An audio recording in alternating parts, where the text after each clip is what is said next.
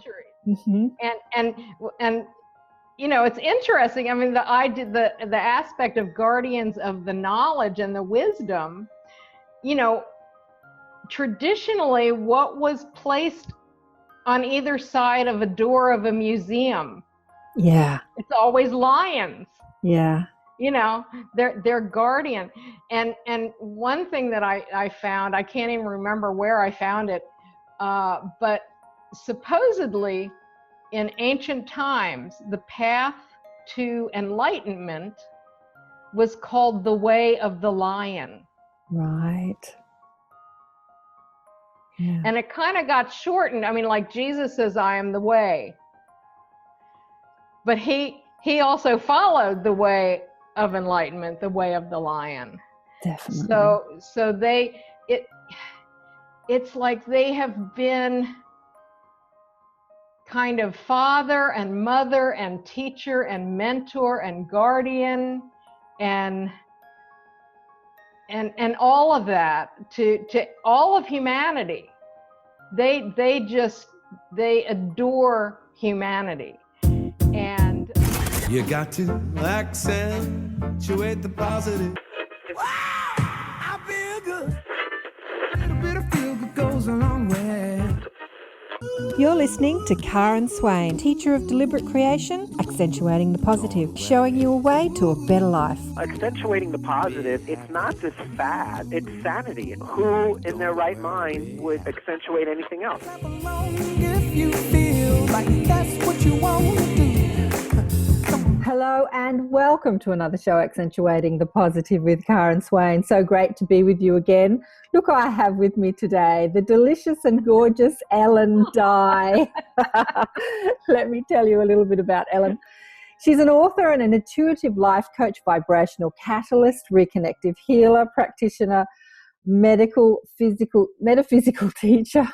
Messed that up, didn't I? Metaphysical teacher and public speaker, speaking around the country about NDEs and the Great Shift. Ellyn has been a guest on quite a few radio shows, so you'll see her around iTunes and YouTube and also on her channel at IANS and all sorts of places. So she's shared her story a lot, but we're going to do a slightly different version of her story today.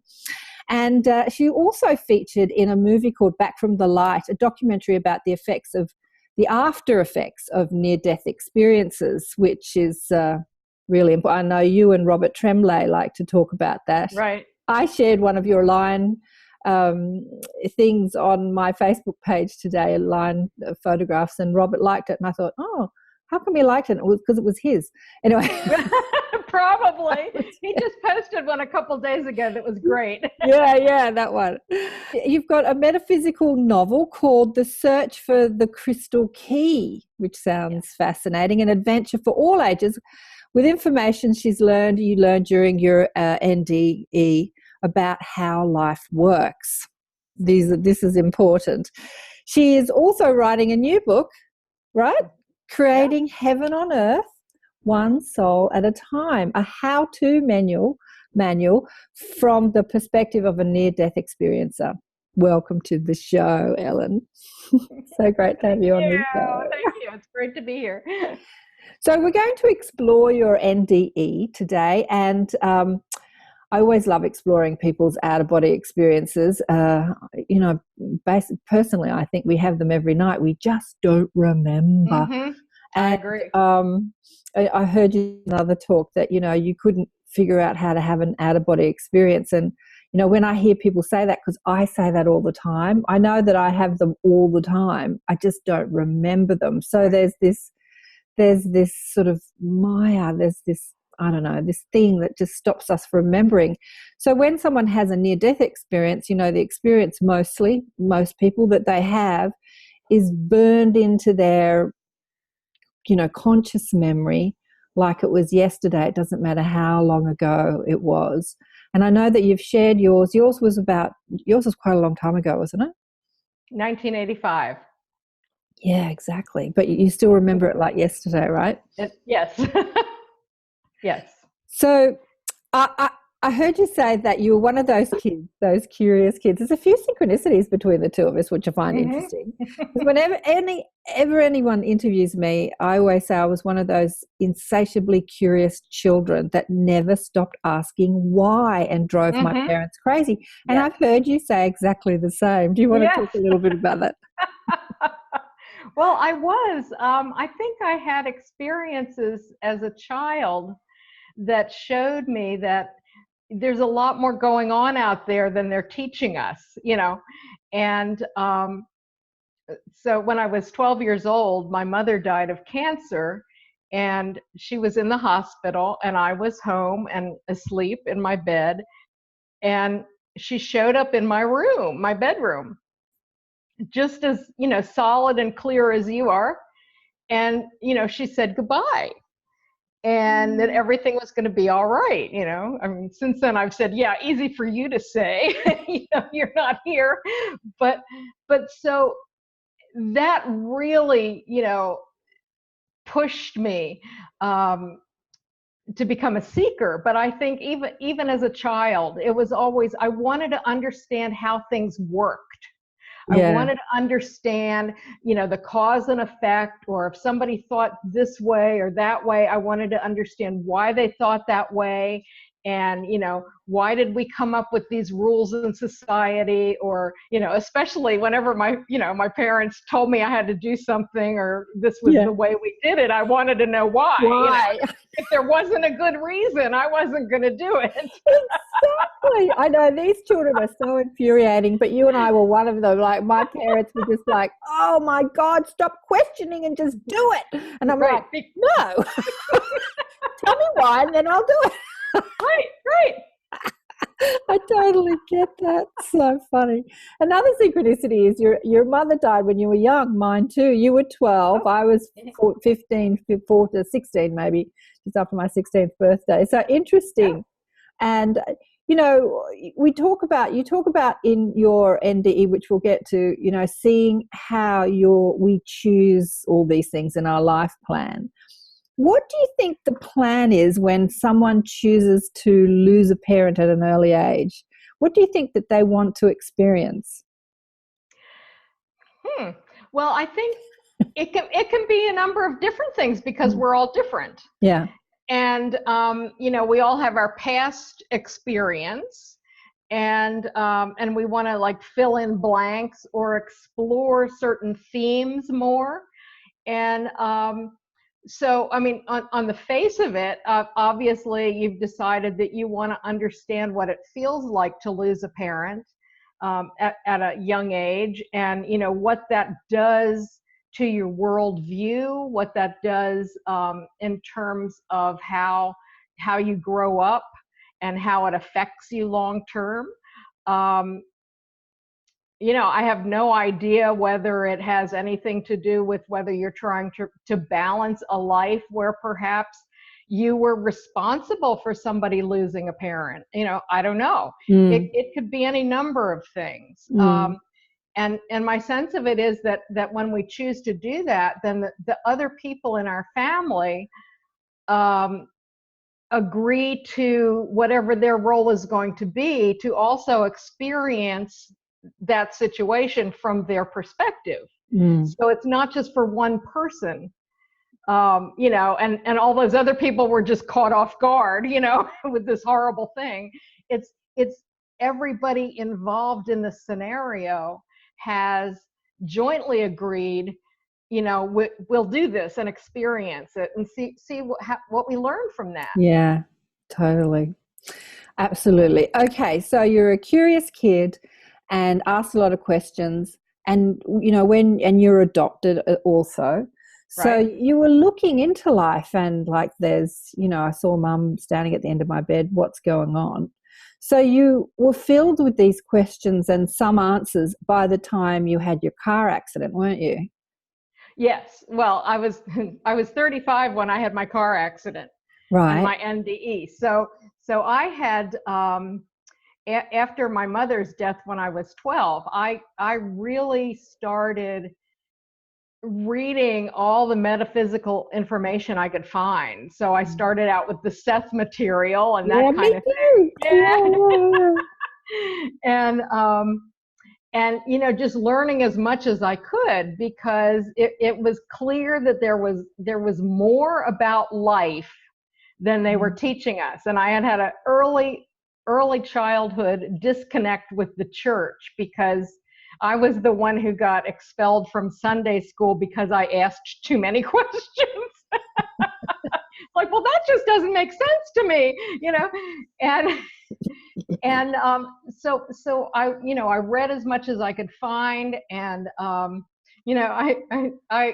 laughed because when other girls in high school were sneaking out of the house at night to go on dates with boys, I was sneaking out of the house to go to seances. Yeah. And I just wanted to figure out, what does this world mean, and where do I fit into it, and why does all this stuff happen? Because even as a kid, I could look around and say, what in the heck are we doing out there? It makes no sense. Yeah. So by the time I had my NDE, I had a very strong base of knowledge about metaphysics, but what I learned was it was all in my head. Yeah. And I hadn't moved it from my head to my heart. I wasn't really living it. I hadn't integrated it into my life. It was just knowledge that I had. Yeah. And that was funny, because I was slightly superior because I understood how it all worked, and these other people didn't, and I could use that for ego gratification to feel superior. But after my NDE, it was like, no, actually, it kind of makes me inferior because I knew all this, but I wasn't applying it in my life. If somebody doesn't know it and doesn't apply it, that's not such a bad thing. But if you know it and you're not applying it, you need to look at that. Yeah, absolutely. This is a trap we all fall in, and I've fallen in that trap too. That when we think we know something because we understand it, Yep. but we don't actually live it. And this is a big one. So wow, so it was a bit of a sledgehammer moment, wasn't it, the NDE? Oh yes, it was a rude awakening. And it's like, the universe had to hit me in the head with a car to get my attention, so that I would go back to the principal's office, go back and talk to my guides, and they could say, Ellyn, what are you doing? It's like, have you forgotten something? So it's not that I'm so special that I had an NDE. I kind of look at it that I was such a slow learner that intervention was required. Yeah, sledgehammer moments. I've had many of them, darling, many, because it's crazy, we have these traumatic things that happen to us that really wake us up sometimes, especially when we're already, that happened to a girlfriend recently. She got very, very ill. And in her illness, she was just so grateful for everyone around her. And then as she gets better, it's like she said to me, why so much pain? And my guides just said to her, so you won't forget. And it's crazy how we forget again. We just forget. Like we go back into the habit of being whatever, superior, or being, needy. She's very needy. Right. Like demanding things from people all the time because you think that if you don't demand, you won't get. Like, it's just we go back into those habits. Anyway, a bit of a sledgehammer car moment is hard to forget. It's like Natalie Sudman blown up in a bomb blast. Yeah, that would do it. Yeah, that'll do it. All right, well, let's get to the NDE because I want to explore your guides. It's really what I want to do. But we'll go through the NDE because I love exploring the energy that people experience when they go home, and hit by a car, found yourself hovering above your body. looking down. Do you want to take it from there? Okay, so the impact occurred. I saw the impact about to occur, and it did occur, but I didn't feel anything. Yeah. And I was just suddenly looking down at the top of my car from about 12, 15 feet up. And it took a second to reorient myself and go, you know, what am I looking at? And then it was like, well, who am I if I'm looking at the top of my car and I know my body's still in there? Who is I? You know, who am I talking about? And so, you know, that was fascinating to have that realization and to realize that as once out of the body, I expanded. And it was sort of like, you know, it's like, you know, being in a really tight bathing suit and suddenly taking it off, you know, it's like, oh yeah, you know, and you know, I was just this expansive being. And it's like, wow, I'm glad I'm out of that thing, you know. And I thought there should be a tunnel of light somewhere. And as soon as I thought that, it kind of came up from behind me, and I heard this like whoosh, and I felt this energy. Let me just ask you a question before we go into the tunnel. When you were out of your body, did everything just look normal, or did things look different? Like seeing through your astral body's eyes as opposed to your physical eyes, did things look just normal, like normal solid, or did it look different? I don't think I've ever had anybody ask me that question. So I have to think about it for a second. I think it looked pretty much the same, although now that I kind of go back into it, I think I saw more of auras around things too. Right. The colors were basically the same, and shapes and, you know, general things were pretty much the same, as I recall. But I think I might have been seeing a little more of the vibrational nature of everything. And were you alone at that point until you said, "Where's the tunnel?" Yes. Okay. Yes. Okay, so the tunnel comes behind you. What happens then? And so before I even saw the light in the tunnel, I could feel it.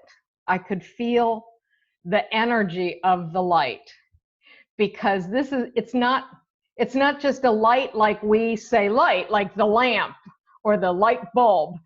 It is that, but it's alive and it's conscious. And it knows us. So it felt like this very loving being who knew me really well was beckoning me to come into this light. And the more I got into it, the more I felt that, and the more I felt this amazing love that we don't feel here on planet Earth. So on one hand, it was, wow, this is amazing love that I haven't felt on Earth before, but it was also simultaneously so familiar. And it was, even in the tunnel, I started getting this feeling of, oh, I'm back where I belong. It's like, oh, yeah. You know, it was as if I had been away at summer camp and I hated it, and now I was going home. And but because of a lot of the books that you'd read and the research, you were sort of familiar, like you were experiencing something that you'd read about, right? Like that I had read a little bit about it, but in 1985, there was not a lot out there. Yeah. Raymond Moody had written Life After Life, and I had read that, and I had read, I might have read something by Kenneth Ring about that time, but it was very little about, you know, I just knew enough to know oh, there should be shouldn't there be a tunnel of light somewhere? Because I had read about that, you know. Yeah. But so, and apparently that was, for a long time, that was a very unusual thing for somebody to have an NDE who already knew what it was. And so I had no fear whatsoever. Yeah. I was eager to get on with it. I was like, oh, I'm out of my body. I'm out of that 3D Earth thing, and I'm going home. Whoopee! If only we can all die like that. Whoopee, I'm going home. I'm telling you, I'm terrible at a funeral because I'm always envious of the person who died. I totally get it. You know, and you can't say that to people who are, who are grieving. You know, I understand their grief because they're left behind without that person. But for me, I'm kind of looking at the casket going, it's like, can I go next? You know? Oh, I know. Well, the whole point of these things is not to go home, but to bring home here while we're here. I agree with you. Yes. Yeah. Okay, so in the light, it's a challenge, yes. But we're up for it, right? Yes, we are. That's what we're doing here. Okay, in the light, going home, what happens next? So I get pulled into this tunnel, and I'm just feeling this love, and I'm just basking in this love, and it's sort of like, well, I could just stay here forever. I'd be quite happy, you know. And I go through the tunnel, and I come out into this kind of atmosphere that's all light, but it's more this. It's this. I once described it as being in the heart of God, and that's kind of what it felt like, that I was embraced in the heart of this living, conscious, loving light. And I knew that it knew me, and it was ecstatic to have me back. And, you know, I do remember thinking that, you know, I felt like I had yearned for this all my life. And here I'm feeling that home had yearned for me while I was gone. And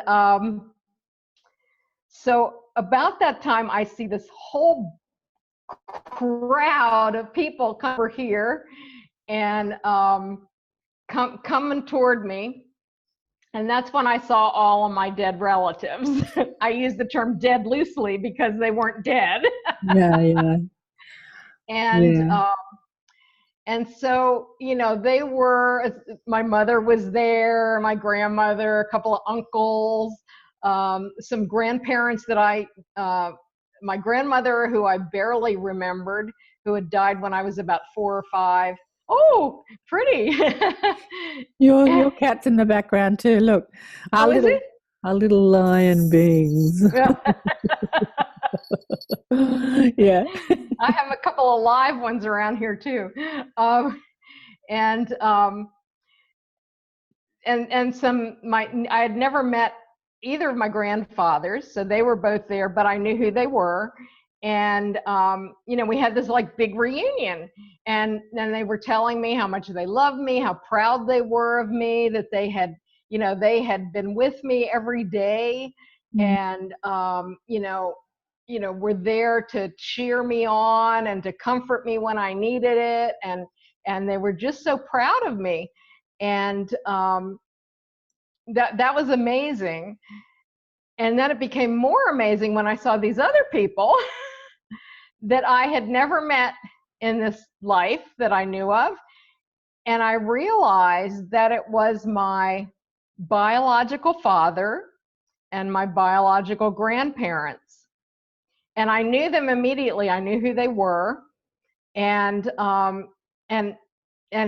my biological father said, you know, I'm so proud of you. And, you know, we kind of didn't know how it was all going to work out, but, you know, look at you, it worked out so beautifully. And I'm so proud. And that was amazing because it really showed me that, you know, we had all arranged this together. And if I fast forward a little bit to the late 90s, I actually found my birth family. And at that point, both of my birth parents had died. But my father, that I saw in my NDE in 1985, died of a heart attack in 1964 when I was 14. And I thought, wow, even if my birth mother had changed her mind and decided to keep me and not arrange an adoption, I would have lost a parent at a young age. Right. So it's like I had plan A and I had plan B. And either one, I was going to lose that parent. That just blew my mind. So the mother that you saw at the end of your bed was your adopted mother? My adopted mother. Yeah. Okay. Right. Okay. So do you think that when someone is out of body, because I understand that, you know, we're in body, out of body simultaneously. We hanker to go home, but we actually never leave home. We just focus in this perspective and then forget that we're actually at home. Did you see anyone that was not dead on the earth while you were in this out of body experience, or were they all exited the matrix?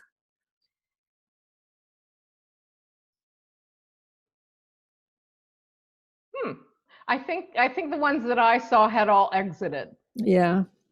But I also knew that I wasn't there to see them. Yeah. That was a little, here, you get to do this real quick. That was a little treat, you know. Right. So so you didn't sit around and like talk. You just sort of hugged and greeted each other and went, nice to see ya, and moved on. Kind of, yes. Yeah. Yes. Although there's no time there. So it did seem like I was with them for quite some time, you know, but it's kind of confusing. Yeah. So about that time, I realized that just being in all of this whiteness, no matter how wonderful it felt, was a little disconcerting because, you know, here on Earth, we're used to 3 dimensions. We're used to depth and colors. And I was starting to just feel a little kind of like, well, I was feeling a nudge that I was supposed to like go and talk to somebody else. And it was sort of like, well, how do I go somewhere when there isn't a somewhere there, you know? Yeah. And I just thought, you know, I really wish this kind of looked like 3D a little more like a landscape or something. And as I thought that it was like a hand came across and painted a landscape for me. That was, and again, everything was alive. And the reason I mentioned the colors before was that out of my body, but still kind of around planet Earth, the colors were the same. And whereas at home, the colors were just magnificent, and some colors that I've never seen in you know, in this world. And all of the grass was alive with the consciousness. I mean, we're aware that grass is alive, but this was more like you could actually have a conversation with this grass, you know. And you know, the birds and butterflies, and you know, then I saw all of these like dogs and cats like running across. and all the animals we had in my family and that I had as an adult who had passed on you know, were there, and they were romping around and, you know, acknowledged my presence. And so there was a pathway, and, you know, that kind of glows. So funny. Like there was no question of where I was supposed to go because you know, the path was glowing. It's like, okay, I can follow that. So I kind of went through this really old, what seemed like a very old forest with these amazing trees that, you know, I wanted to stop and hug every one of them. And I ended up coming into this clearing that had like a gazebo in it. And which it's sort of, you know, just a building with columns and a roof, but no walls. And I could see that there were beings in there. And so I went up there, and there were like 12 of them, and I ended up kind of standing in the middle of this circle, and they were all like 12 or 14 feet tall, and I'm 5'4".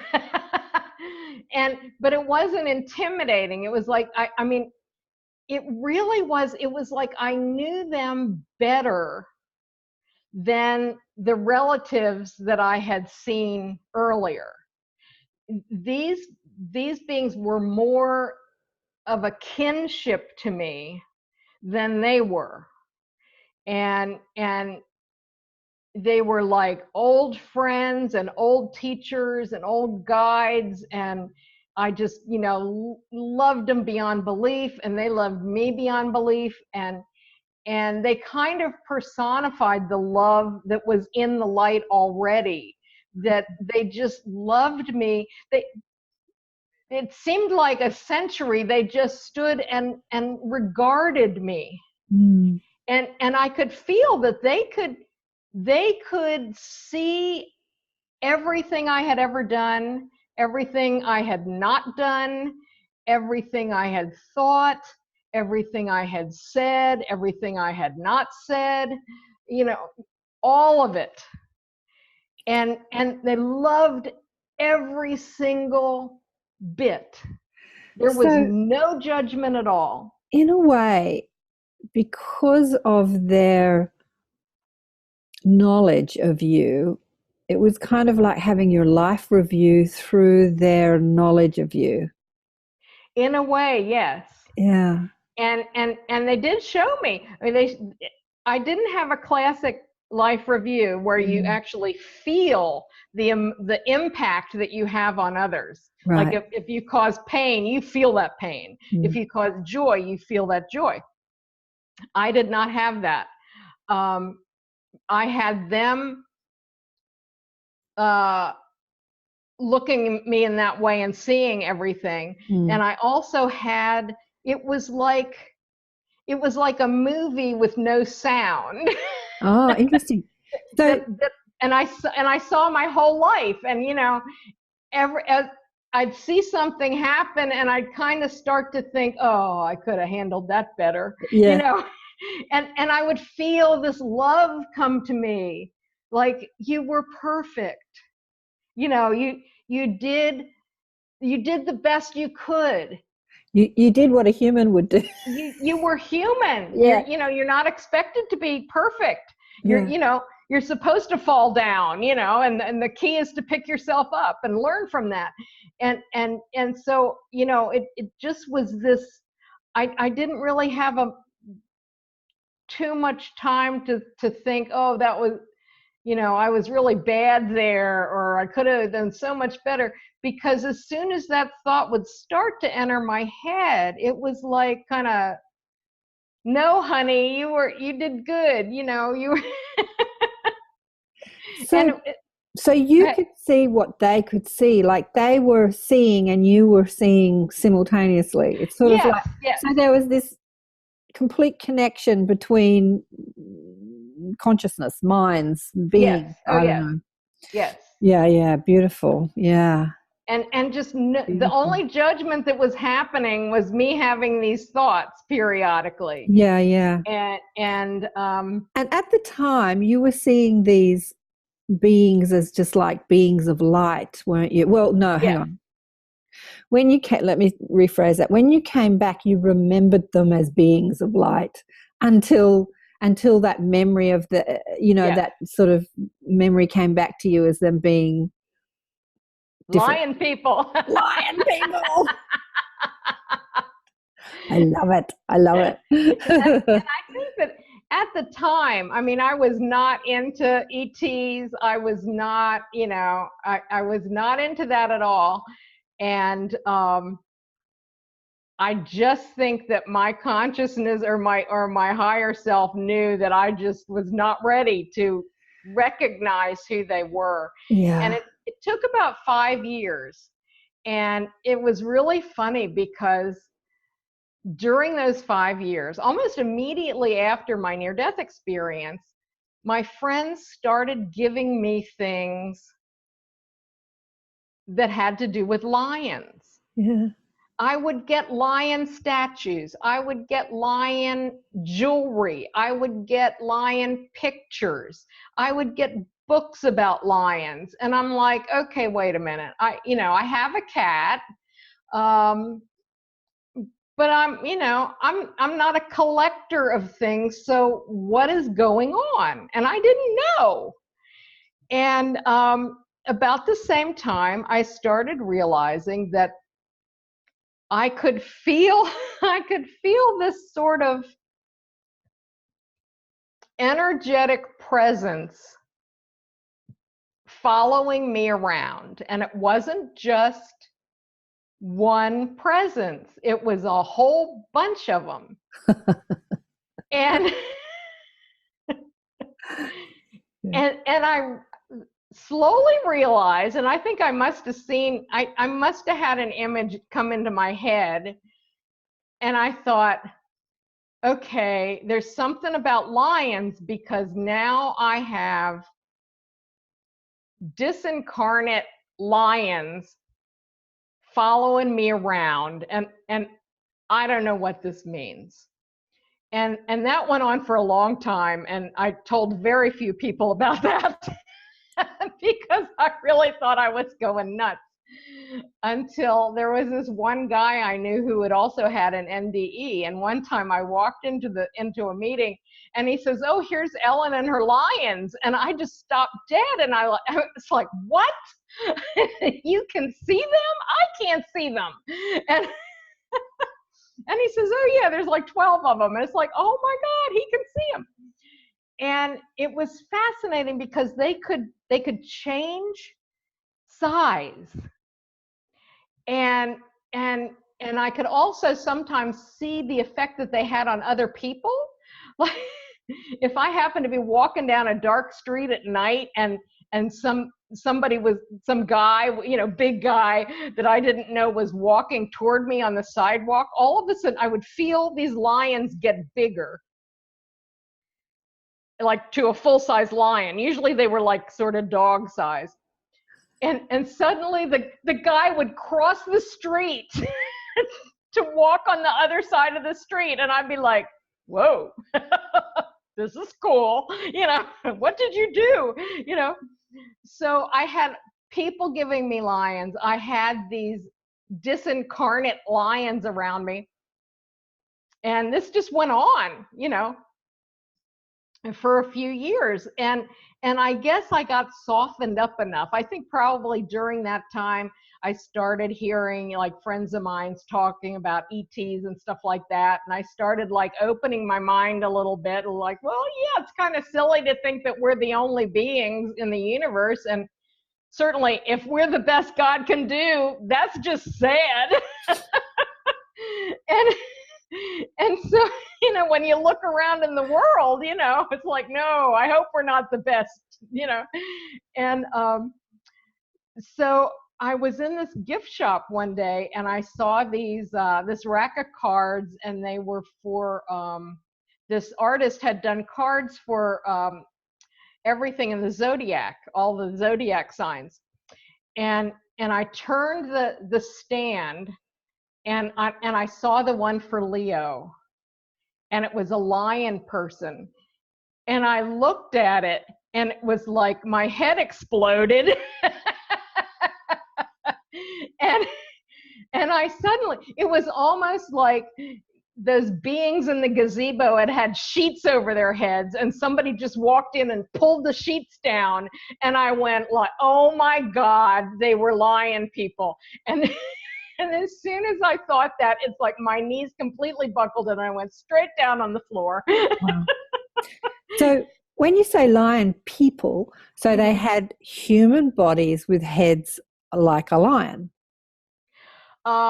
Pretty much. pretty much. Lots of hair, you know, furry like a lion, a mane like a lion. The head and face definitely like a lion, but hands. Like normal hands? With fingers. Right. You know, feet with toes. Feet with toes, yeah. Yeah. And it's like, I always wondered why I thought, you know, remember that old TV show, Beauty and the Beast? I thought that guy was gorgeous. Yeah. It's like, true. now I understand. Yeah, there you go. Beauty and the Beast. Okay, Ellyn, who are the lion people and who are they to humanity? Well,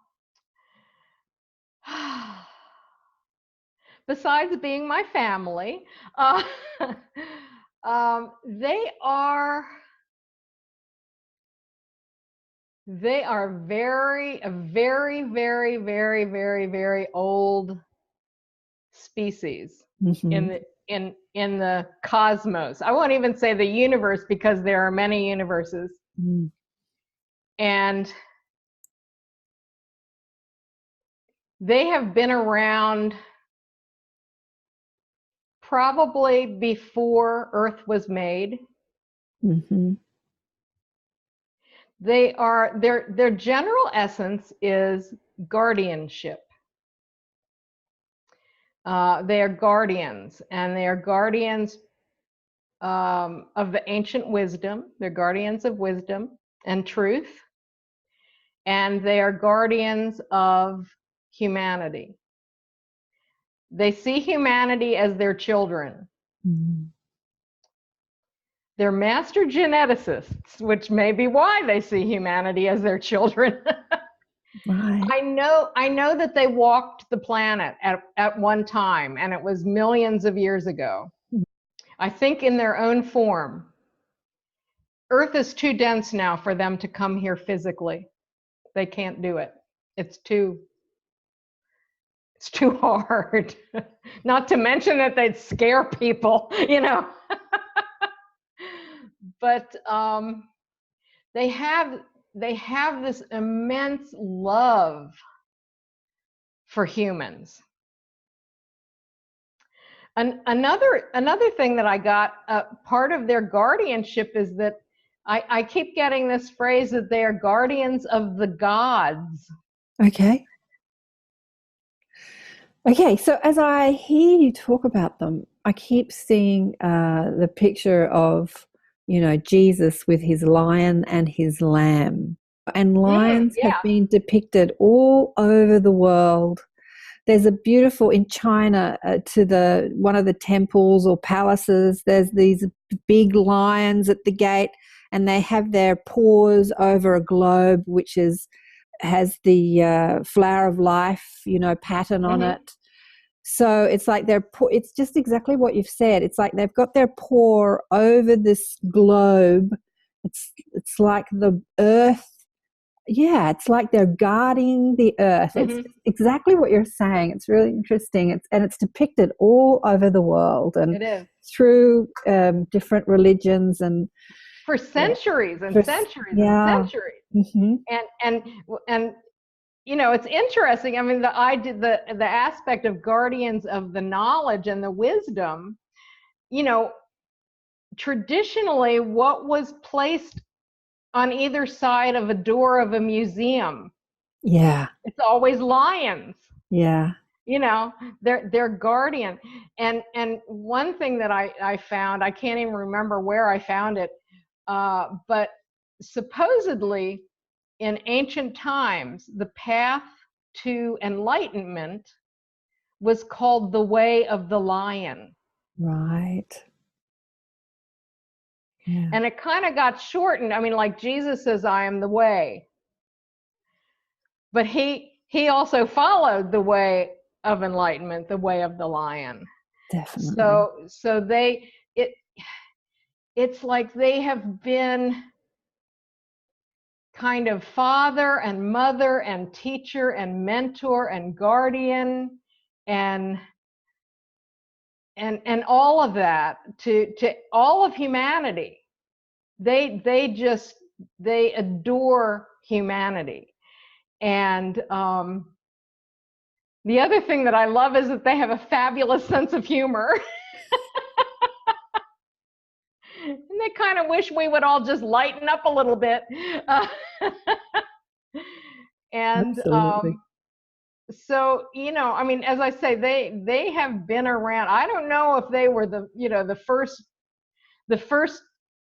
race or the first species that were ever created by the creator or not. I don't know, but they've been around, you know, probably more than just about everybody else. Yeah, I don't know. First species created by the creator. No. But yeah, ancient. So what is their message to humanity?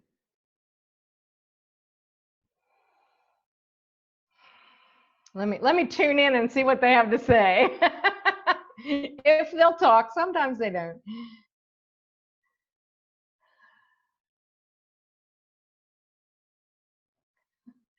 Live in courage, truth, and humor.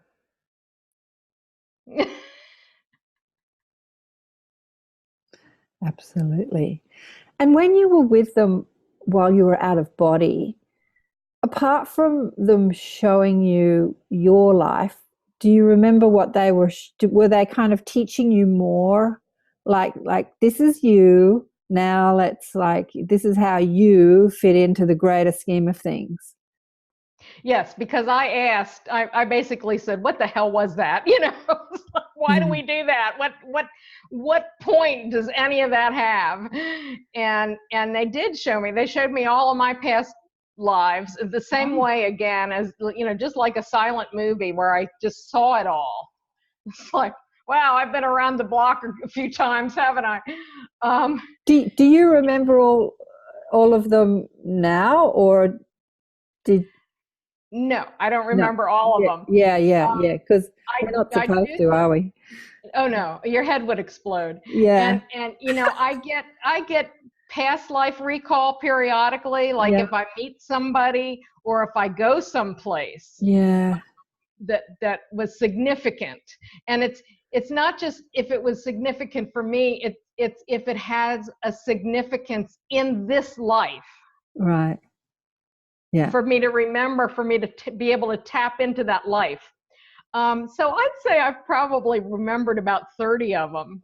Wow, that's a lot. Out of hundreds and hundreds. What's one that most impacts this life that you remember? Oh, wow.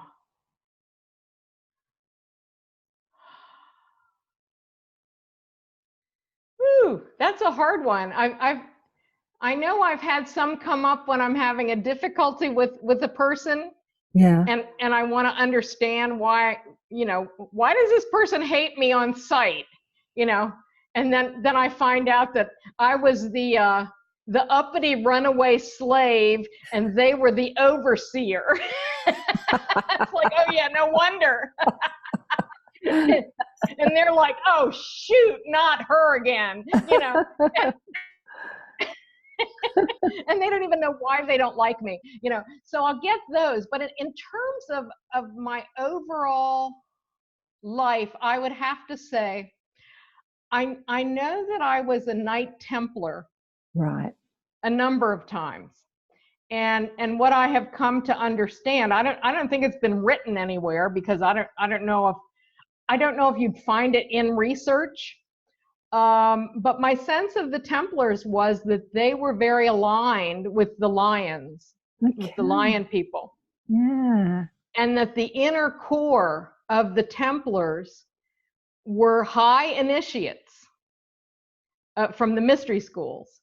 And they were guardians of the ancient wisdom as well. So, you know, people have heard the stories of how the Templars hot-footed it over to Jerusalem and you know, took up residence in the stables of the Temple of Solomon, and then dug underground for 14 years and then ran back to Paris.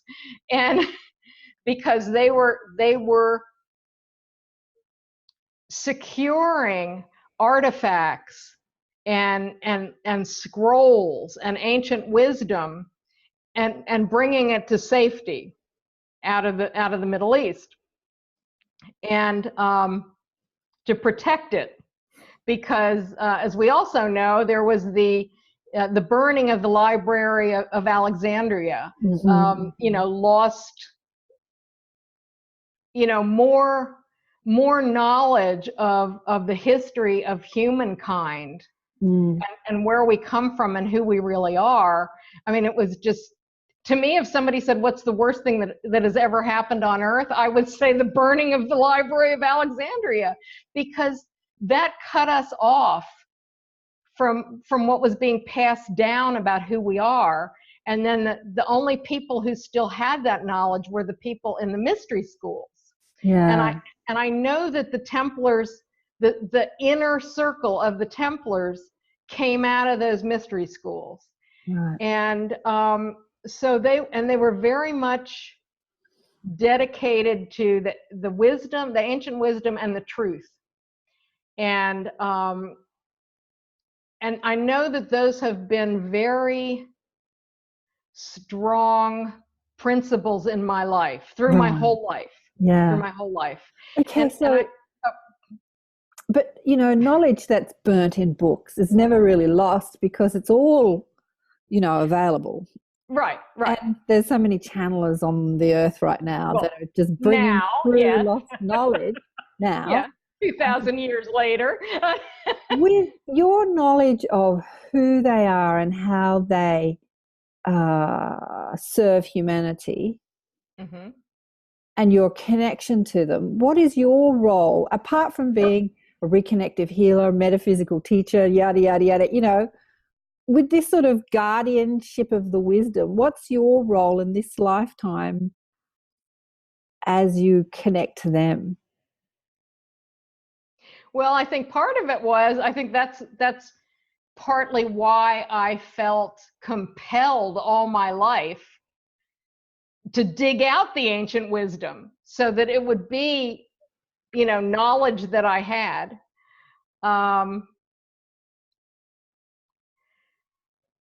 Part of my purpose is the same purpose everybody on the planet has, I believe, is to be as authentic as we can be. So just by, I'm here to walk in my own vibration and to emanate that out. And the more I become a clear channel of my vibration and the lion people, that emanates out. Whether it doesn't mean that I'm supposed to be out having, figure out a way to have audiences of 1,500 at a time so that they can hear my great wisdom or anything. It goes out into the ethers. It's the vibrational quality.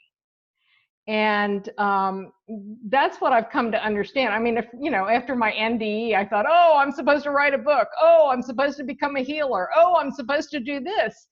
And, 35 years later, after doing all those things and filling all of those job descriptions, I realize it's like, I'm just supposed to be who I am and, talk to people as me, and share my light and my vibration and any wisdom I've accumulated over time, and that helps the planet. I mean, the more we are who we are, whether you're associated with the lion people or not, is the more authentic we are, the more peace we have in our lives, because we're not trying to be something that we're not. And so we have more peace, and we're able to have more love, and we're less insecure, and we walk around in that vibe. Yeah. And we touch people. It's like, you put a toe in the lake and the ripples go all the way across. And that's it, Look, as I'm hearing you, there are so many people, who have had NDEs that'll be watching this that maybe have never spoken about it, or maybe they think, what am I supposed to do with this? And then there are people who know they're difference makers. What am I supposed to do with this? How do I serve the planet? And what you're saying is so true. You know, just being who you know yourself to be. Take off the mask. Stop trying to fit in. Mm-hmm. Remember, you're here to stand out, not to fit in. Is enough. And then if your impulse to write it down, or if your impulse to write some music or poetry, or do some art, or stand on stage and speak to people, or go and to groups and speak to people, then do that. But cultivating that vibration of authenticity, and that takes courage, in the new age, with the mainstream mind, the mainstream stream of consciousness is so strong and so powerful.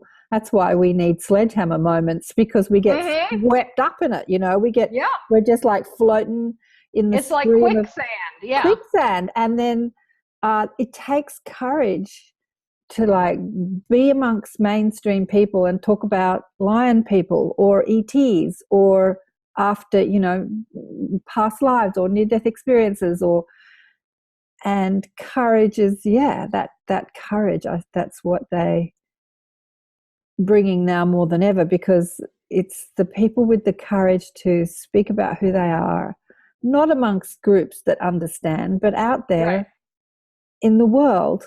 And people are going to say, are you crazy? Like, this has been my life, right? Are you crazy? And you go, yeah, maybe I'm a little bit crazy, but that's my truth. Right. Well, and what I have found, I have people come up to me at NDE conferences, and they say, well, I would talk about my NDE, but I'm afraid that people will, shut me down, or, won't believe me, or think I'm crazy, or whatever. How do you do it?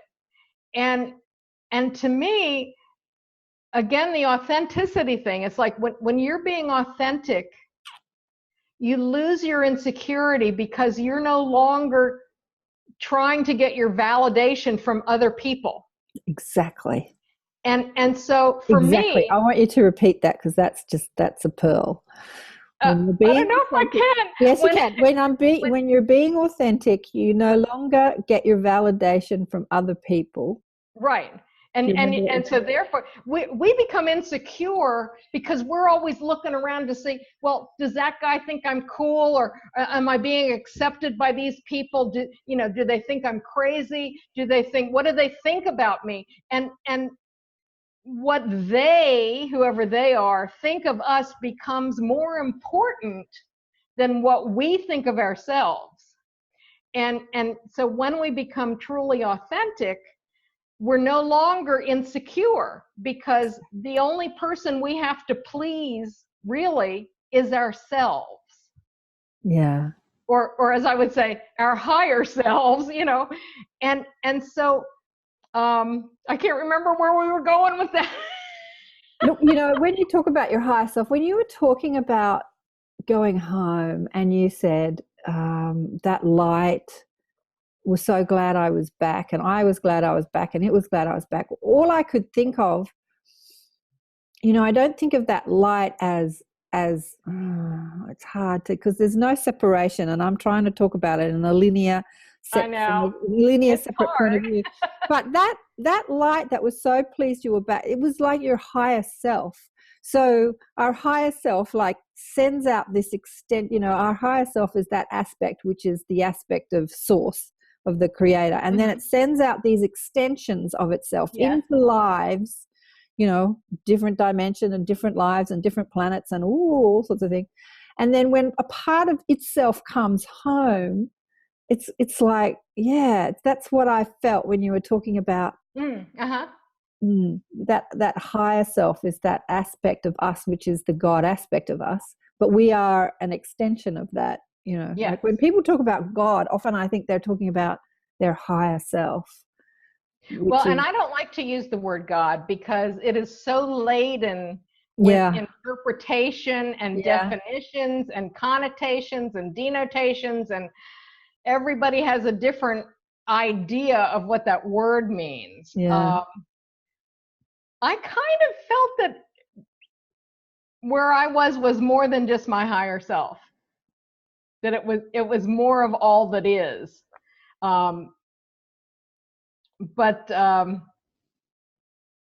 Yeah, but you're absolutely right that we leave a large part of ourselves back there. And it's like when you come back into your body, it's like trying to fit an elephant into a Coca-Cola can. And so you can put a little bit, maybe the tip of the trunk in the can, but the rest of you is up here, you know. Yeah. And it's always with you, and it's always in connection with all that is. So yeah. Yeah.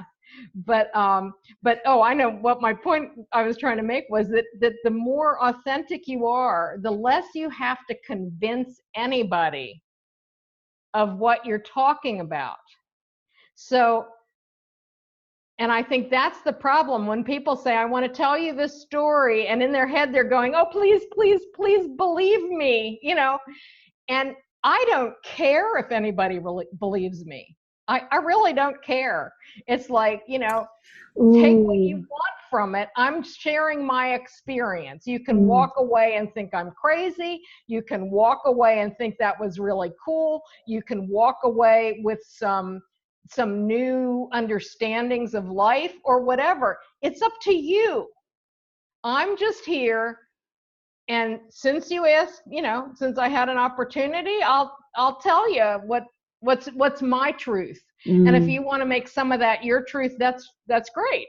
But you know, take what you want and leave the rest, and it's no skin off my nose. Yeah, exactly. And when you're in that energy of I'm not trying to convince you of anything, then people are much more free to hear what you say and decide for themselves what they want to get from it. Whereas if you're like, you know, you have to believe this really happened, you have to believe this, you know, and I'm going to keep at you till you believe me, then they get defensive and shut down, and they can't hear you anyway. Yeah. You know, as I tune into this authenticity, you don't even have to say anything. No. You're just sitting in your authenticity, sitting in your knowing, sitting in your truth, you just emanate a quality, and people just ask you. It's like they start asking you instead of questioning you, like questioning what you're saying, like, I don't know if I believe that. They start to ask you questions like, tell me more, you know. So there's like two questions. I don't think that that's possible, or wow, that sounds amazing, tell me more. So there's the difference between just when you're in your truth, it just, this vibration. A girlfriend said to me on the phone the other day that she's a teacher, and she teaches little kids Hebrew, right? And she has these couple of kids that won't listen to her, and they get up in the class and say, she's dumb, she's stupid, let's play up. And they get the whole class running around screaming and yelling, and she's like, and I just started to think about how she could, and all she needs to do is just be in that truth that we're talking about. And these kids will just calm down because she's just emanating a vibration of power. Yes. And this is what I think that the lion beings are showing us. Because when you look at a lion, you just see power, don't you? Like scary kind of power. But it's just innate. Yeah. They don't do anything to exert power over anybody. Yeah. They're and just respect. there.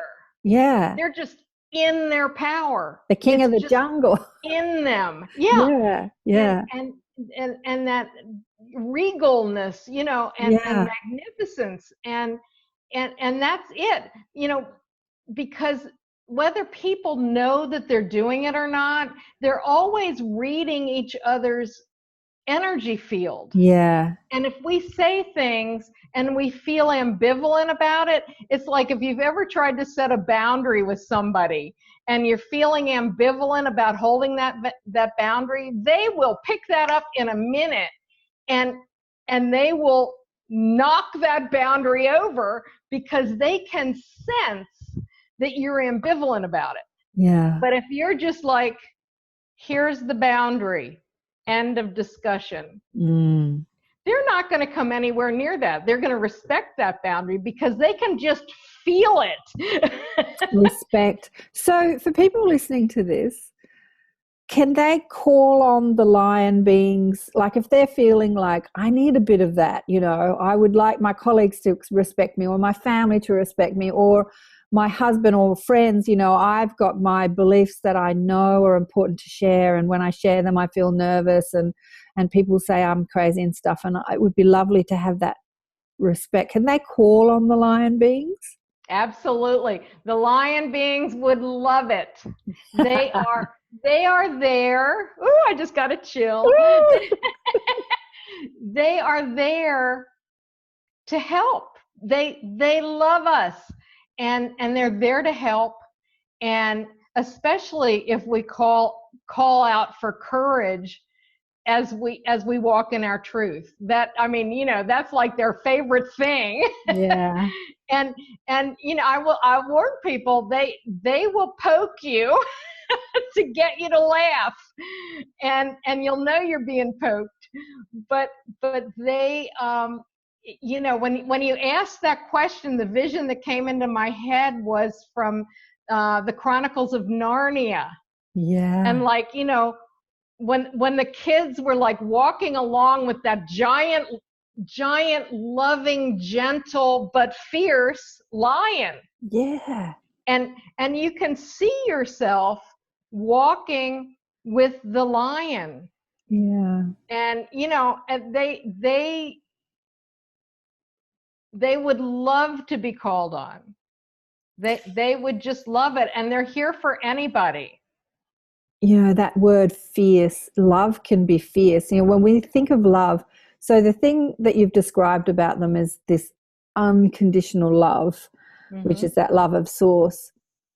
And people often, you know, think about what love is, but love can be fierce.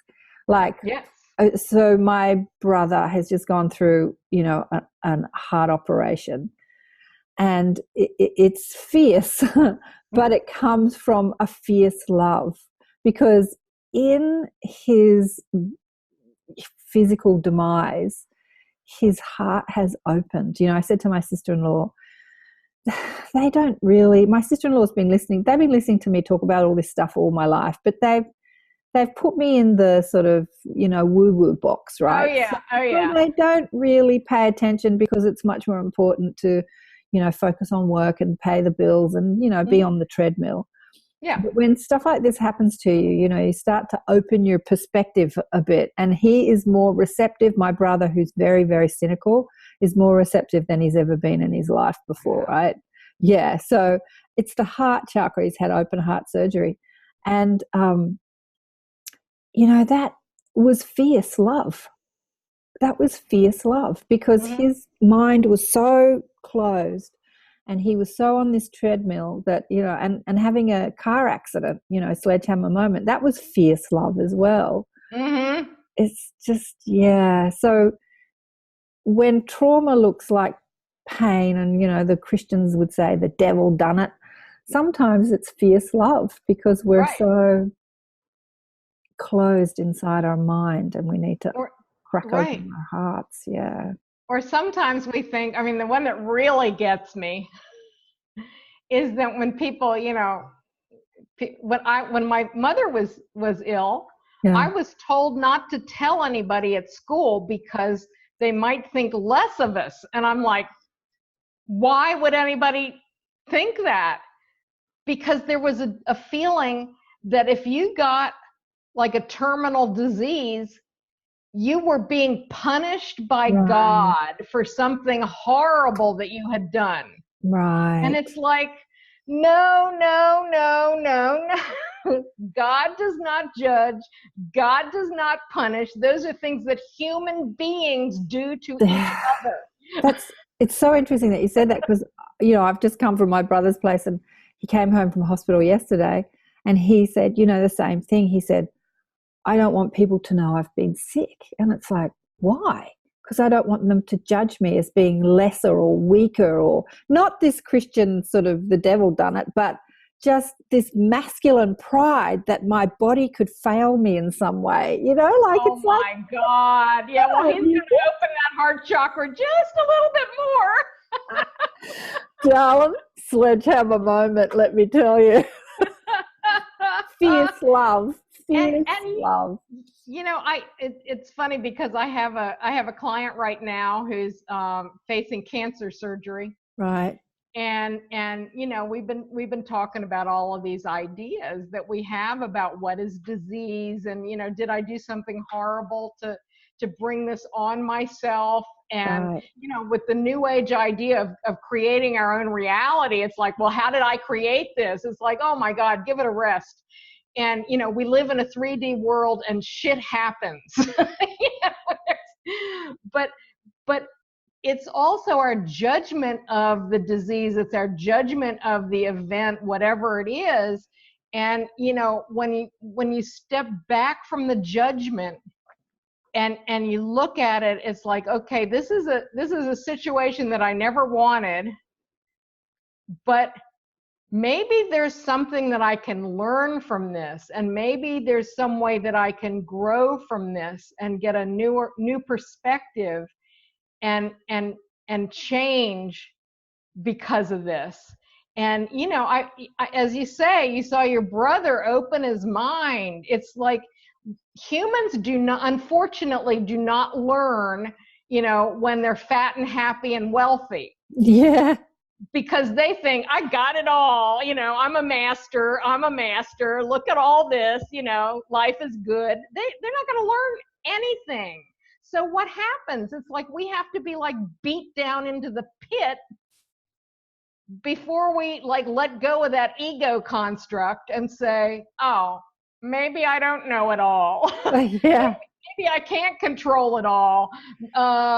Maybe there is something I can learn, But it's interesting because I heard you say this on another podcast as well. It's like just when you think you've got it nailed, and I laugh, like you're sort of like, okay, I've lived, I've had an NDE and I've lived 30, 40, 50 years with all this stuff. And I think I got all this stuff nailed, life says, boom. Yeah. Well, let's see how you apply it in this situation. Yes. And I just laughed because I could so relate to that. But, this creating our own reality, this is something I teach and we do. So maybe getting cancer is something that I wanted because maybe I wanted to know how to be more connected to source energy. And maybe inside my health, I was so distracted by life that I always put that on the back burner, and illness, put it right in front of me. And, so how can I want what I have instead of not wanting what I have? Like, how can I want the cancer? How can I want the illness? How can I want So I think that we are co-creating with our higher self. So the ego wants stuff. The ego wants money and success and travel and love and all this stuff that we think we want. But the higher self has a whole different sort of packet of wants, like the soul. Right. I want to know what it is to be, to feel humility. I want to know what it is to feel forgiveness. I want to know what it is to feel unconditional love. Therefore, I have to feel abandoned so that I can return to it. So, Yep, exactly. Yeah. I think in a way, with that whole concept, we kind of walk in two different worlds, like in two different dimensions. And on a higher dimension, we know that it's all orchestrated. Right. And it's all for a purpose. But in the 3D world, especially if you've never studied metaphysics or anything like that, I mean, I tread very carefully with people, because if you've never heard of the concept of, well, maybe you called this into your reality for a reason, what? I'm going to give myself cancer? That's crazy talk. On that, from that dimensional perspective, it's like you just can't get it. Yeah. and sometimes I've had luck in retrospect. It's like once they get through it, I mean, if I'm talking them down from terror because they're facing the surgery and they don't know what they're going to find when they do the lab test, they don't know, how bad it is or what's going to happen. If it would be cruel, I think, if I said, well, you created this for yourself, they'd be like, I'm never coming back to you as a coach, but I know. You can't tell someone in trauma that they create their own reality. No. They'd be like, are you friggin' crazy? You are a loony and you just need to go away. My guide said, unless you can, depends where they are. Like, you have to sense where that is. And in retrospect, what I found is when they start telling me about the gifts that they have started to know. I mean, I encourage them to look for the silver lining and look for the gift. When they start telling me about the gift, then I can gently move into the area of how our higher selves and us create our reality. It's not our ego and our conscious mind creating it. Because in the other extreme, people latch onto that idea and they think, oh my God, if I have one bad thought, I'm going to create that. And that's not how it works either. So it's the whole co-creating thing. I mean, I totally get it, but it's hard for people to grasp, I think. Well, darling, I've dedicated my life to trauma. I've dedicated my life teaching it to people, and that's why. Well, then so I know, exactly. But a negative thought doesn't hold as much power as a positive thought to manifest. So when you think about it, source energy, when we talk about an NDE, is this unbelievable, inconceivable, unconditional, pure positive love. Another lion showed up. My lion's asleep next to me now. And, not to be ignored. And as we distort that energy with our thoughts, the more negatively we think, the more we pinch off our body, our mind from that energy. So when you have a negative thought, you don't hold as much. That is the power of creation, the power of the creator. So when you think negatively, it doesn't hold as much energy to manifest as a positive thought. So that's why it's taken, my brother's in his late 50s. It's taken him, 40 years to manifest this heart condition, 40 years of cynicism and like he's a cynical, but he said it in hospital. My sister-in-law was telling me, he said, I'm a bit of a cynical bastard, aren't I? You getting that now? So let's stop energizing that. Yeah, oh bless him. He's so soft and gentle at the moment. But I was watching a thing with Byron Katie. She was speaking to a man who had cancer. Do you know who Byron Katie is? Oh yes, she's phenomenal. So this guy was sitting there and he's emaciated with cancer. He's had one eye taken out. The poor guy had been ravaged by cancer. He was just like a skeleton with an eye patch on. And the thought was, I don't want this cancer. I want it to go away. And she was turning that around, saying, turn that around. And he says, I do want this cancer. And she's going, yeah. And just like you were saying, he couldn't fathom that his body had been ravaged with this disease, how he could ever want it. And she asked him, now I've got the garbage trucks outside. Sorry if you can hear them. But she asked him, tell me why you want it. What has happened to you since you... And he started to list. He said, I've never felt more loving in my whole life. I've never felt more grateful. I've never been closer to my wife. I've never appreciated my children more. And he just started to list all the stuff that the cancer brought him. And every time I watch that, I just bawl and bawl and bawl because, he just starts to get it. Yeah. He stops fighting it and he starts loving it.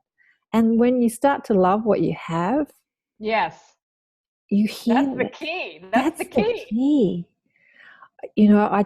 Fierce love is the message that I take from this today. Fierce love, fierce. Because you said, that lion is so fierce. Yeah. And yes, and to embrace everything in our lives. I mean, it's our judgment that makes this bad and this good and that good. And if we can stay in neutrality and just accept, this is what life is, in all its glory and all its variation.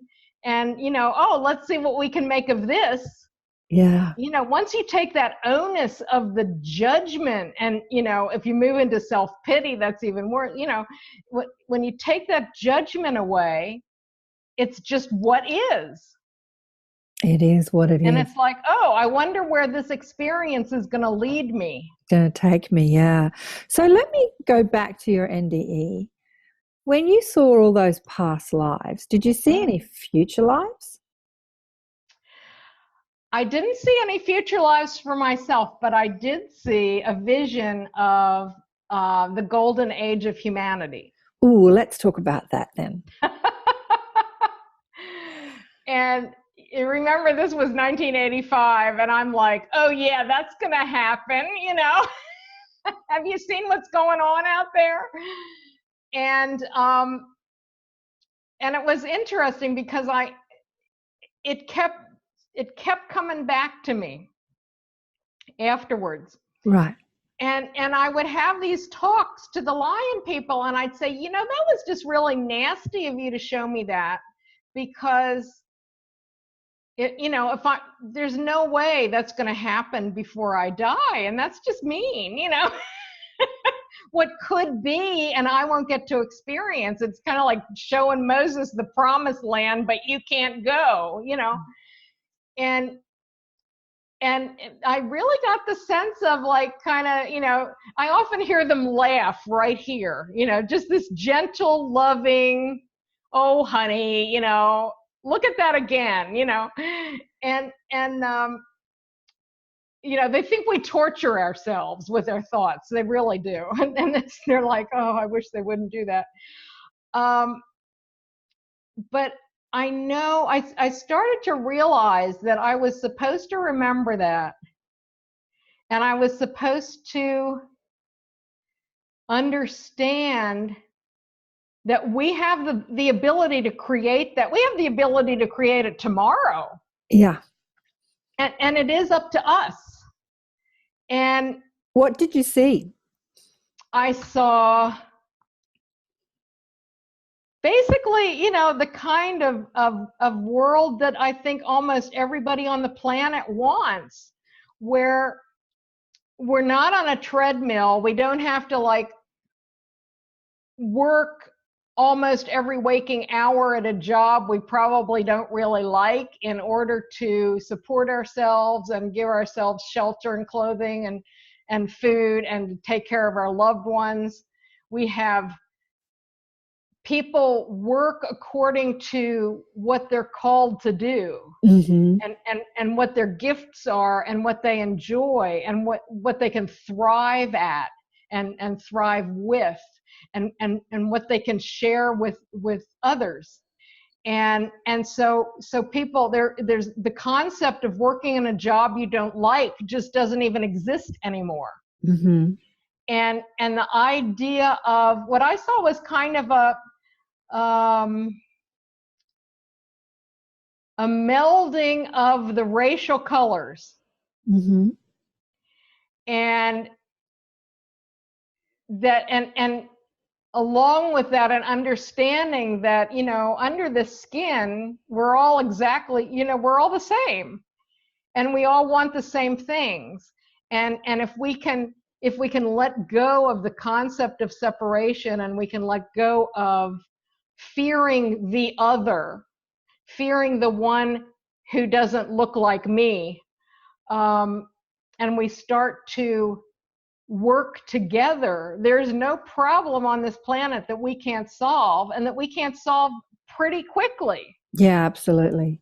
So did they show you like a screen of a society in the future? So what were you looking at? Like, so you saw a melding of so you saw a whole lot of people living.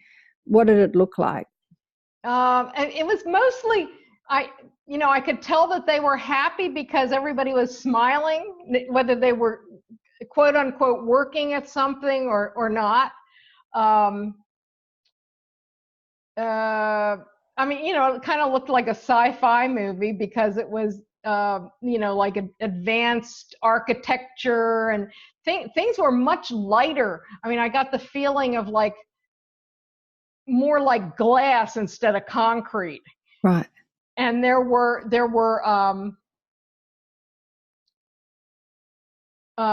vehicles that flew, like little personal, like the Jetsons, and there was plenty to eat. There was no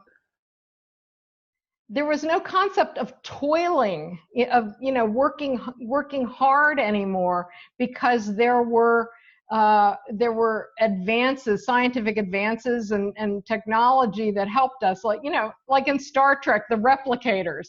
It's like, if you can go to a replicator and get everything you need, that gets rid of big agriculture and torture of animals for food and all of that stuff.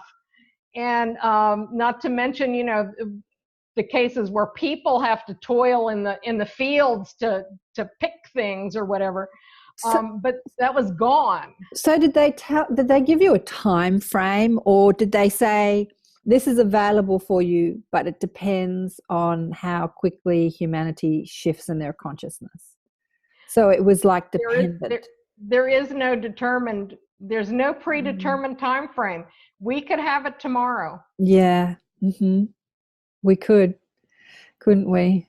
It's like when I was a kid, when I was a kid growing up watching the Jetsons, I thought, when I grow up, well, I'll have a flying car. So now I'm like, past grown up, and I'm thinking, where are the flying cars? Well, we can't have them because we're still using oil, but I know, instead of anti-grav, like right. Anti-grav, I think Tesla was talking anti-grav 100 years ago, but we've been held back. So what can we do, the we being the people that are watching this and me, to help bring that future here? Well, my biggest thing is to be authentic. Yeah, okay, cool. Because when we are authentic, we're not putting out all those fear vibes, we're not putting out all those insecure vibes and hate vibes and all of that. And so the vibration that we're carrying is higher, and other people can entrain to that vibration. Yeah. And as Einstein said, you can't solve a problem from the same mindset that created it. And I would interpret that you can't solve a problem in the same vibration that it was created in. Exactly. So by raising our vibration, what I have experienced in my life is, as I pulled more and more, and it took me a long time. I mean, I didn't like come out of my NDE and go, oh, I got it now, I'm a master, and my life changed. I mean, it was a long, slow slug to get here. But it's like the more authentic I became and the more I followed my heart instead of my head, and even when it was scary, the better my life got. Yeah. So, I mean, I look around and I see all these people who are having like these just horrendous lives, and I'm sitting back going, God, my life is really good. It's like, I love my life, I'm like living in the golden age. And that's why I say the title of my book is Creating Heaven on Earth, One Soul at a Time. It's like, if we can create heaven on earth for ourselves and for our families, and that happens by being authentic, following our heart. It's like, stop doing the job you hate and find what your heart wants you to do. It's like, yeah, it'll be scary because you might not have the, right away, you might not have that paycheck coming in, and oh, what if I don't have health care? You know, we've built up this society that kind of keeps us prisoner to these things. And the more we can separate from that, the more we can get off the hamster wheel and you know, enjoy our relationships and our children and our friends, and love and accept ourselves, and be true to ourselves, the more our individual life gets better and gets easier. What I have found is when you get an idea of something that you think your heart wants, and you take the first kind of shaky step toward that, even if you're shaking in your boots, the universe rolls out the red carpet and helps it happen for you. But you've got to like gear up your courage and stare down the fear and start heading in that direction. And when you do, it all just goes like dominoes. And the more people who can do that, the faster the world will change. Yeah. Hallelujah to that, dying one. Absolutely. Absolutely agree. Absolutely. It's not going to happen from the top down. Yeah. It's not like, oh, we're going to get a president who's going to say, hey, let's create heaven on earth. Yeah. No. It's going to happen from individuals making a change. Individuals with that courage, the courage of the lion, the courage of the lion.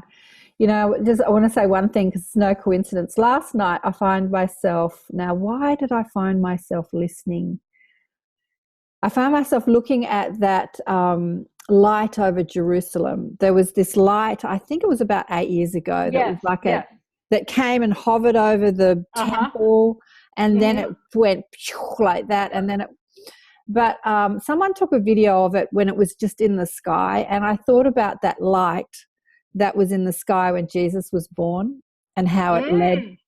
And it just, you know, to me, I'm just looking at this thinking, Jesus was an alien. He was a lion being. And that light was a spaceship. That would not surprise me at all. how there's sort of two messages. Here I was watching that thing in Jerusalem, and then talking to you today about lion beings. You know, and then Jesus is always depicted with the lion and the lamb. So I guess the lamb, you know, constitutes that superiority that especially Leo people that have that sort of that lion pride, that they think they're superior, but to remember that we're all here together, we're all, you know, fallible. That superiority that you were talking about at the beginning is like, remember the lamb, that we all make mistakes, but mistakes are beautiful, and that and that they loved all our mistakes. You know, that when you said that the lions totally. And that's the lamb, to me, you're right, is humility.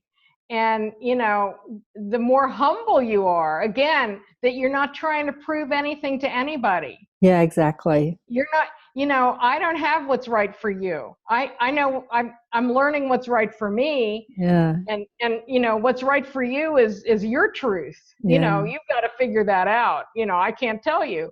But that's interesting. I hadn't thought of that, of the lion and the lamb. It's like, take that fierce courage and be humble with it. Yeah. And be gentle with it. Yeah. Yeah, exactly. Oh, honey, well, I don't even know how long we've been talking. Probably, an hour and a half or so. I think we should wrap it up, shouldn't we? Any last messages from the lion people to people watching the show? We've said lots of messages, but any last? Well, when you asked me that, the thing that came into my head was, be of good cheer. Be of good cheer. Don't take it all so seriously. All is well. And when we lighten up, I always find it interesting. We talk about the light. We talk about enlightenment. We talk about lighten up. And, you know, if we can stop taking this all so dreadfully seriously, you know, that helps too. And you know, it's all working out. It's all working out for the best, even when we can't see that. Even when we look out in the world and go, you know, what on earth? I dropped my. It's all working out, and we have so much help. Yeah.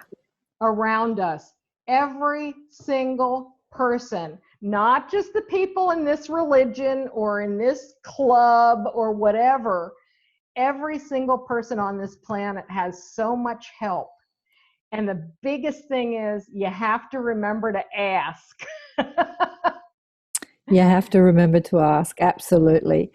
Okay, so you have a newsletter that you put out with blogs. Where can people find out more about you? Well, I have a website, and it's a Lion Magic, LIONMAGIC.com. And I have, it's a little bit of a hodgepodge of different things because I like variety. And but I have a lot of videos of presentations and radio interviews of me talking about my NDE and what I learned. And then I also do presentations about the great shift that we're undergoing right now, which is why everything just looks like it, you know, is going to hell in a handcart. It's because we're in the middle of the shift. And that's a good sign. And so I have a lot of that. That's free. I do the newsletter. I just realized I sent one out last week and realized I hadn't done one for 6 months. And it's like, wow. Time is going by so fast. I can't keep up. I try to get one out at least once a month, and I struggle with that. I used to put them out weekly, but I know you get busy. And but you know, it's like I get prompted. It's sort of like, you know, you won't get inundated with emails from me because I only do it, you know, when I start to get prompted by the Lion people. Okay, you need to put out a newsletter and it needs to be about this. It's like, okay. And I'll be starting to go to sleep and I'll have paragraphs writing in my head, you know. It's like, okay, I'll do it. So you can go to my website and you can sign up for that. And you can also read all of the archives of my newsletters. And you know, I have to say, it's like, I don't really channel per se, but it's always a joint effort. I don't write them alone. Yeah. And sometimes I'll go back and read one, and I'll read a paragraph and I'll go, wow, that's good, because I know that didn't just come out of my head. You know, it's like, oh, somebody's feeding me some really good lines. I mean, it's kind of like I have the divine teleprompter, you know. And did they tell you what dimension they live in, the Lion people? Doesn't matter. Well, when you asked that, I got 14. Okay, because so you know, my guides have said to me, it's only the human mind that needs to, you know, compartmentalize dimensions. That in reality, there is no, you know, 4th, 5th, 6th, 7th, 8th dimension. Yeah. There is just a quality of vibration, but we interpret that quality of vibration with a numeral. You know, like right. So 14. Because they're like right here. You know, they're right here. Yeah. But because they're vibrating at such a high frequency, I can't see them. Yeah. They can see us. Have you ever seen them with your outside eyes or only with your third eye? Have you ever sort of seen an apparition or anything? No.